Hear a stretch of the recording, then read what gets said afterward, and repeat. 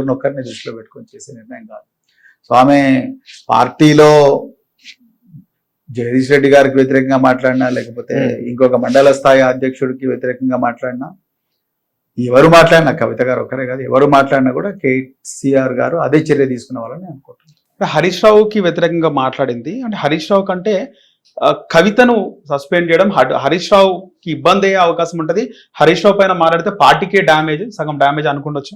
అది నేను అంత దూరం ఆలోచించడం లేదు. యాక్చువల్గా ఎన్ని అభిప్రాయ భేదాలు ఉన్నా కూడా, నీవంటే నాకు ఇష్టం లేదు, నేనంటే మీకు ఇష్టం లేదు, మన ఇద్దరం కూడా రోడ్డు మీద పోయి తిట్టుకుంటే ఏం లాభం? మన ఇద్దరం, మన పైన ఎవరైనా పై వ్యక్తి ఉంటే, మన ఒక పార్టీలో సభ్యులం అయితే ఆ పై వ్యక్తి దగ్గరికి పోయి మన అభిప్రాయ భేదాలు పరిష్కరించుకోవాలి. దానికి రకరకాల వేదికలు ఉంటాయి. వేదికలు లేకపోతే వేదికలు సృష్టించుకోవాలి. సో అంతే తప్ప మనం పరస్పరంగా నిందారోపణలని పబ్లిక్ డొమైన్ లో చేసుకోకూడదు అన్నదే ఏ పార్టీ అయినా కూడా పెట్టుకున్న సూత్రం. ఆ నియమావళి అలాగే ఉంటుంది. సో ఆ నియమావళి దాటిన వాళ్ళు ఎవరినైనా కూడా పార్టీ తప్పకుండా చర్యలు తీసుకుంటారు. కొన్ని కీలకమైన కామెంట్ చేసింది సార్.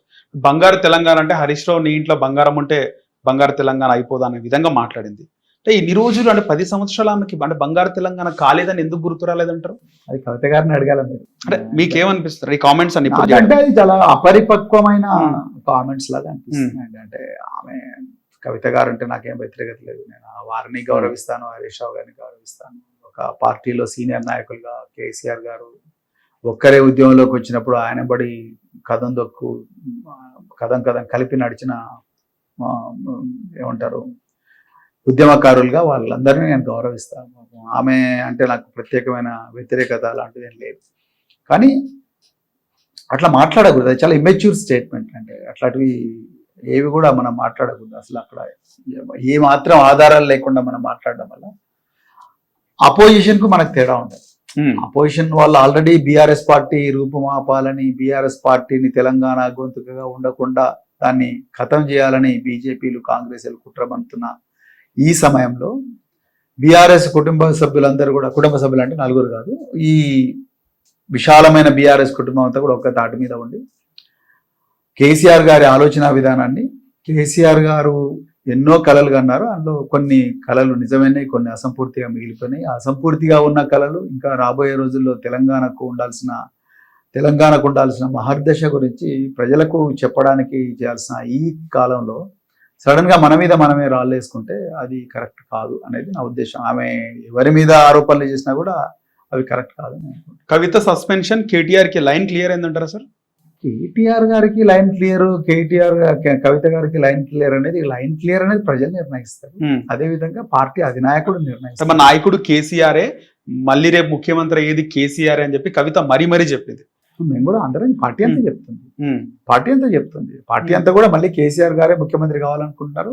తెలంగాణ ప్రజలందరూ కూడా కేసీఆర్ గారే ముఖ్యమంత్రి కావాలనుకుంటున్నారు. గతంలో కేటీఆర్ ని ముఖ్యమంత్రిగా చేద్దాం అనుకున్నారు. కేటీఆర్ కూడా కొంతమంది మంత్రులు, అప్పుడున్న పొంగులేటి శ్రీనివాస్ గారు ఇప్పుడు మంత్రి, ఆయనతో కూడా అన్నాడు అన్న నేను ముఖ్యమంత్రి అవుతా. కేటీఆర్ కూడా త్వరలోనే పార్టీ ప్రెసిడెంట్ చేయమని ఒత్తిడి చేస్తున్నాడు కేటీఆర్ అని కొన్ని వార్తలు. నేను పార్టీలో లేను. పార్టీలోకి వచ్చి 1 సంవత్సరం అండి. ఈ 1 సంవత్సరంలో మా అందరి ఆలోచన లక్ష్యం కూడా కేసీఆర్ గారిని ముఖ్యమంత్రి చేయాలని, అంతే తప్ప ఇంకొకరిని కాదు. ఒకవేళ కేసీఆర్ గారు కాకపోతే సార్? కేసీఆర్ గారే అవుతారు. కేసీఆర్ గారు కాకపోవడం అనే ప్రశ్న ఉత్పన్నం కాదు. కేసీఆర్ గారే అవుతారు. కేసీఆర్ గారు కావాలనే కేటీఆర్ గారు, హరీష్ రావు గారు అందరూ కూడా కోరుకుంటారు. అంటే వయసు రీత్యా వయసుకి ఏముందండి. మలేషియా మహతీర్ మహమ్మద్ 100 సంవత్సరాల్లో కూడా మలేషియా రాజ్యాన్ని వెళ్తుంటే, మలేషియా దేశాన్ని ప్రైమ్ మినిస్టర్కి వెళ్తుంటే వయసు ఏముంది. డొనాల్డ్ ట్రంప్ 83 సంవత్సరాల వయసు, జో బైడెన్ 25 సంవత్సరాల వయసు. సో వయసుకు దీనికి నిమిత్తం లేదు. మన మెదడు యాక్టివ్గా ఉంటే చాలు. సార్, విశ్వసనీయ వర్గాల సమాచారం చూసుకుంటే కేటీఆర్ ప్రెసిడెంట్ చేయాలి కేటీఆర్ అని కేసీఆర్ పైన ఒత్తిడి చేస్తుండు. అందుకోసమే హరీష్ రావుతో కూడా ఒప్పించి, హరీష్ రావుతో గతంలో ప్రెస్ మీట్ పెట్టించి కేటీఆర్ ప్రెసిడెంట్ అయితే ఆయన కింద నేను సైనికునిగా పనిచేస్తా అని చెప్పి ఇది జరిగిందన్న బాగా ఒక సమాచారం. అవన్నీ అభూత కల్పన, 100% అభూత కల్పన. పార్టీని టేకప్ చేసి అధ్యక్షుడు కావాలని కేటీఆర్కి లేదంటారా? కేటీఆర్ గారు ఆల్రెడీ వర్కింగ్ ప్రెసిడెంట్. అవును సార్. అంతకన్నా గొప్ప పొజిషన్ ఏముంటుంది? తప్పకుండా ఆయన ముందరికి తీసుకుపోతూనే ఉన్నారు. చాలా అద్భుతంగా పనిచేస్తున్నారు. ఎన్నో ఇబ్బందులు ఉన్నారు. రేవంత్ రెడ్డి వీళ్ళందరూ ఎన్ని కేసులు పెట్టినా కూడా ఏమాత్రం భయపడకుండా నిజాన్ని నిర్భయంగా చెప్తూ నిరంతరం ప్రజల పక్షాన్ని ఉంటూ ప్రజల గొంతుకగా నిలుస్తున్నారు. అంతకన్నా గొప్ప అవకాశం ఏముంటుంది? కేసీఆర్ గారి మార్గదర్శనంలో అందరూ పనిచేస్తున్నారు, మిగతా వాళ్ళు మాలాంటి వాళ్ళందరితో పనిచేయిస్తున్నారు. అంతకన్నా ఏం కావాలి? సామాజిక తెలంగాణ అంటే భౌగోళిక తెలంగాణ వచ్చింది కానీ సామాజిక తెలంగాణ రాలేదని కవిత వర్డ్స్ ని మీరు ఏకీభవిస్తారా సార్? ఒక్క రోజులో రాదు ఏదైనా కూడా. 10 సంవత్సరాలు అయింది కదా సార్. 10 సంవత్సరాల్లో చాలా సామాజిక కార్యక్రమాలు చాలా జరిగినాయి. ఉదాహరణకు నేను గురుకులాలు, దళిత బంధు, బీసీ బంధు, బీసీ గురుకులాలు, తర్వాత ఎంబీసీ కార్పొరేషన్, దాని తర్వాత మీకు ఇంకా చాలా కార్యక్రమాలు, గొర్రెల స్కీము, తర్వాత ముదిరాజులకు ఒక స్కీము, అట్లా ప్రతి చోట కూడా సంపద సృష్టించడానికి చాలా గొప్ప స్థాయిలో ప్రయత్నాలు జరిగినాయి. అన్ని సామాజిక వర్గాలకు కూడా విద్య, వైద్యం ఇవ్వడానికి చాలా గొప్ప ప్రయత్నాలు జరిగినాయి.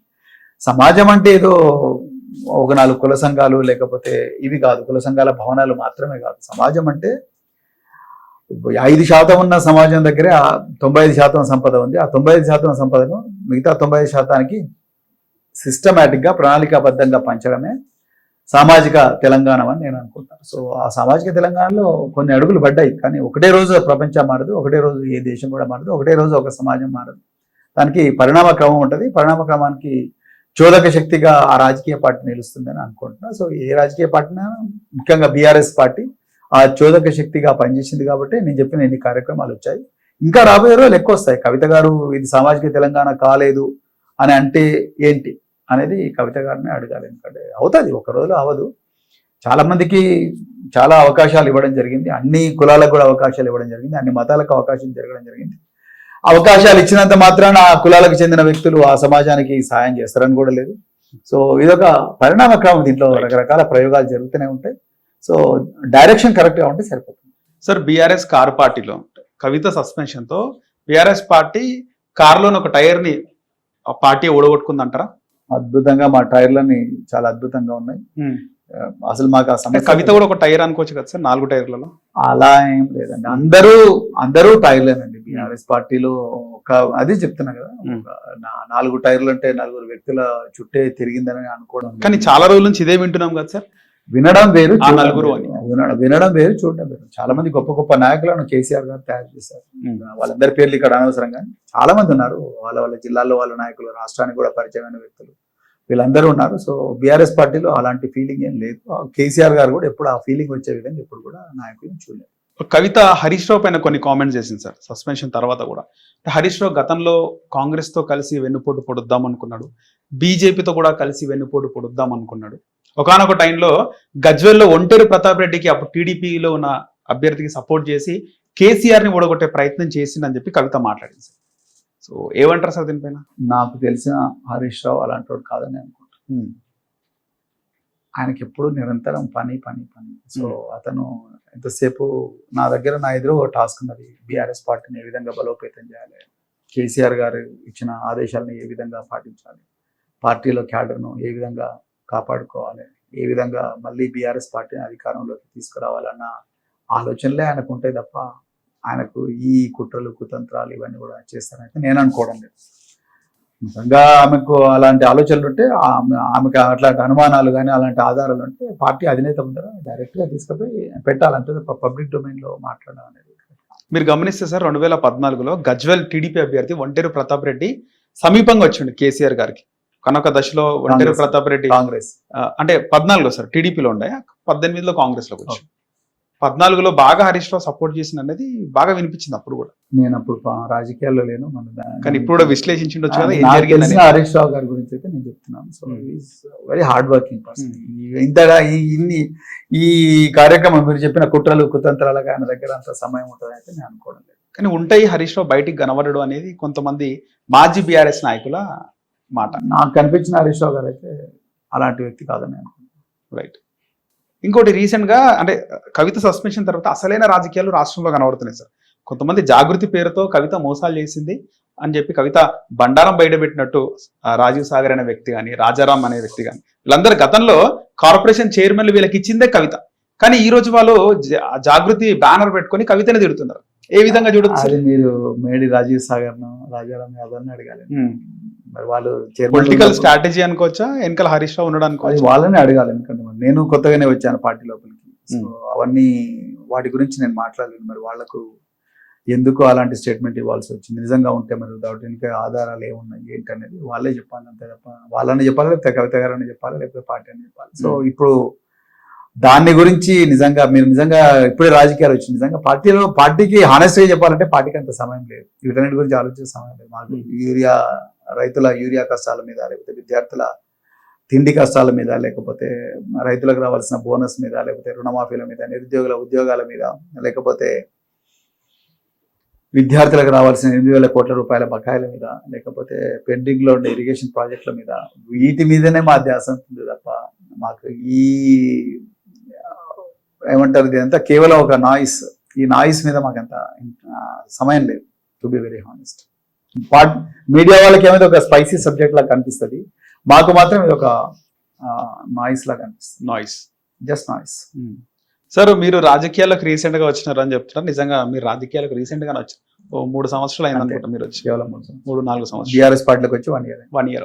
సో మీరు రాజకీయాల్లోకి రావడమే కాంచీరామ్ గారి ఆశయాల సాధన కోసం ఆకర్షితులై మీరు బిఎస్పీలో చేయడం జరిగింది. బిఎస్పీ మీరు రాష్ట్ర అధ్యక్షులు అయినప్పుడు చాలా మంది సంతోషించారు, అంటే మీకు కూడా తెలియదు అంతమంది సంతోషించారు గ్రౌండ్ లెవెల్లో. కానీ ఎందుకు అని కాంచీరామ్ గారి ఆశయాలకు అనుగుణంగా కాకుండా కేసీఆర్ గారి ఆశయాల కోసం మీరు బీఆర్ఎస్ లో చేరడం జరిగింది? కాంశీరామ్ గారి ఆశయాలకు అనుగుణంగానే ఉన్నాను నేను. కాంశీరామ్ గారి ఆలోచన విధానమే నాకు గుండెల్లో ఉన్నది. ఓట్ హమారా, రాజ్ తుమారా, నహీ చలేగా. కానీ బీఆర్ఎస్ లో పరిస్థితి లేదు కదా సార్ అని ఎవరన్నారు? బీఆర్ఎస్ లో ఒక్క నిమిషం, బీఆర్ఎస్ లో కూడా ఆ వేదిక ఉంది కాబట్టి, ఆ ఫ్రీడమ్ ఉంది కాబట్టి నేను ఇక్కడికి వచ్చాను. నేను రోజు మాట్లాడుతున్నది కాంశీరామ్ గారు ఏ బహుజనులను ఈ దేశ రాజకీయాలకు పరిచయం చేశారో, ఏ బహుజనుల అన్యాయం మీద ఆయన గొంతెత్తారో ఆ బహుజనుల గురించి నేను బీఆర్ఎస్ పార్టీ వేదికగా కొట్లాడుతున్నా. బీఆర్ఎస్ పార్టీ కూడా అంతే స్వేచ్ఛా స్వాతంత్రాలు నాకు ఇస్తుంది. 2 పార్టీలు కూడా అణచివేతకు వ్యతిరేకంగా వచ్చిన ఆ పార్టీలే. ఆనాడు ఆంధ్ర పెత్తందారుల అణచివేతకు వ్యతిరేకంగా వచ్చింది బీఆర్ఎస్ పార్టీ. ఆనాడు అగ్రవర్ణాల్లో ఉండే ధనికులు అణిచివేస్తే నలిగిపోయిన బహుజనుల 95% బహుజనులు ఎవరైతే ఉన్నారో వాళ్ళ గొంతుకగా వచ్చింది బహుజన్ సమాజ్ పార్టీ. ఈ రెండిటికి ఉండే కామన్ విధానం ఏంటంటే తిరుగుబాటు. సో ఈ తిరుగుబాటే పునాదిగా వచ్చిన పార్టీలు ఇవి 2 కూడా, రాజ్యాంగబద్ధంగా తిరుగుబాటు చేసిన పార్టీలు ఇవి 2 కూడా. సో అందుకొరకు నాకు వారింటి మధ్యలో చాలా గొప్ప భావసారూప్యత ఉందని అర్థమవుతుంది. కేసీఆర్ గారు ఒక్కరు, లేకపోతే కేటీఆర్ గారు ఒక్కరు ఒక అగ్రకులానికి చెందినంత మాత్రాన సో దాని అర్థం ఆ పార్టీకి బహుజనవాదం లేదని కాదు. సో మీరు 2021 ఆగస్టు 8న అనుకుంటా పార్టీలో జాయిన్ అయింది. రైట్. కానీ బహుజనులు బీఆర్ఎస్ లో పార్టీ అధ్యక్షులు కాలేరు, పార్టీ గెలిస్తే ముఖ్యమంత్రి కాలేరు కదా సార్?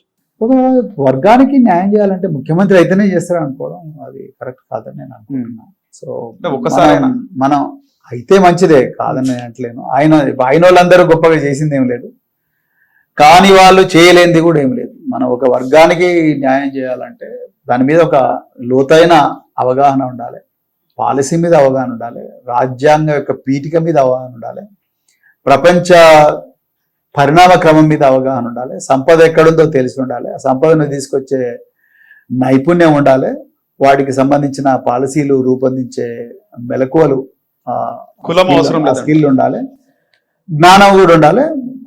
కులం అప్పుడప్పుడు ఉంటే అడ్వాంటేజ్, కులం లేక ఒక్కోసారి అడ్వాంటేజ్ అయితే ఒకసారి డిసడ్వాంటేజ్ అవుతుంది. సో బట్ ఏదేమైనా ఏ కులమైనా కూడా ఇవి ఉంటే చాలు. స్పందించే హృదయం ఉండాలి ఎందుకన్నా, ముఖ్యంగా స్పందించే హృదయం లేకుండా నువ్వు ఎస్సీ అయినా నువ్వు స్పందించే హృదయం లేకపోతే ఎంతో మంది ధనవంతులైన ఎస్సీలు వాళ్ళకి చేసింది ఏం లేదు. నువ్వు స్పందించే హృదయం ఉండి నువ్వు అగ్రవర్ణంలో పుట్టిన విపి సింగ్ ఉన్నాడు for example. VP Singh mandal commission చేసిండు.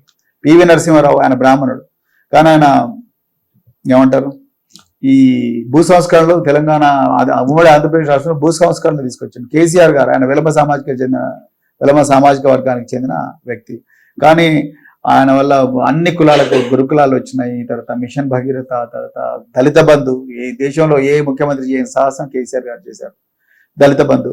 సో ఈ విధంగా అంటే ఒక ప్రాంతానికి ఒక రాష్ట్రానికి న్యాయం చేయాలి, లేకపోతే ఒక సమాజంలో ఒక వర్గానికి న్యాయం చేయాలంటే అదే కులంలో పెడితేనే చేస్తారు అనడానికి స్పష్టమైన ఆధారాలు పెద్దగా లేవు. ఆ కులంలో అట్లని ఉంటే మంచిది కాదా అంటే డెఫినెట్ గా ఉంటే మంచిది, ఐడియల్లీ స్పీకింగ్ ఎస్.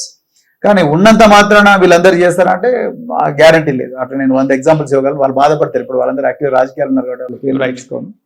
సో అట్లేం లేదండి. సో మనం హిట్ టీవీ యాప్